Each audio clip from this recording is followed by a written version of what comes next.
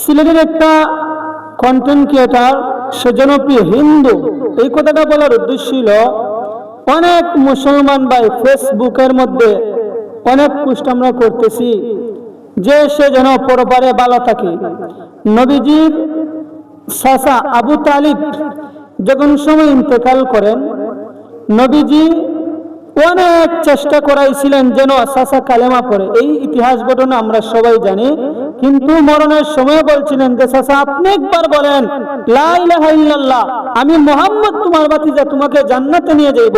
কিন্তু আবু তালিব কালেমা পড়ে নাই, যার কারণে সে জাহান্নামে।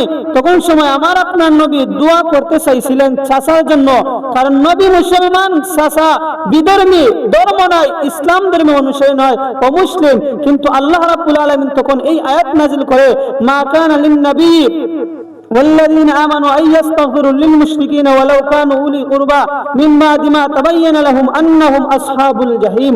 আল্লাহ রাব্বুল আলামিন বলেন, দুনিয়ার কোন ইমানদার, কোন মুমিন, কোন বিধর্মীদের জন্য মারা গেলে তার জন্য দোয়া করা সমীচীন নয়, দোয়া করা জায়েজ নয়। কারণ একজন বিধর্মী যখন সময় মারা যায়, সে স্থায়ী হিসাবে জাহান্নামী, তার জন্য মাগফিরাতের দোয়া, ভালো থাকে এমন দোয়া করা না জায়েজ। কারণ স্বয়ং আল্লাহ রাব্বুল আলামিন আমার আপনার নবীজিকে নিষেধ করেছেন যে কোনো আত্মীয় স্বজন যদি মারা যায়। কারণ অনেক মানুষ আছে আমাদের সমাজে, এখন বর্তমানে কম, কিন্তু আগের যুগে অনেক ছিল, যে ছেলে মুসলমান বাবা হিন্দু, বাবা হিন্দু ছেলে মুসলমান। কিন্তু এই জন্য নবী যখন সময় দোয়া করবেন আবু তালিবের জন্য, আল্লাহ রাব্বুল আলামিন নিষেধ করেছেন যে নবী আপনি দোয়া করবেন না।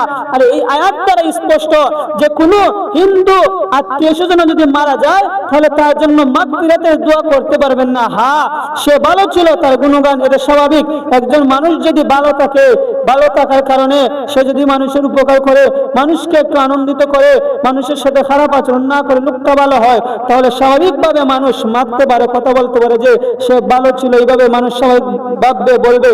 কিন্তু তার জন্য মাগফিরাতের দোয়া যেন পরে ভালো থাকে, এইরকম দোয়া করা জায়েজ নাই। এই জন্য যা কিছু বললাম, আল্লাহ রাব্বুল আলামিন যেন আমাকে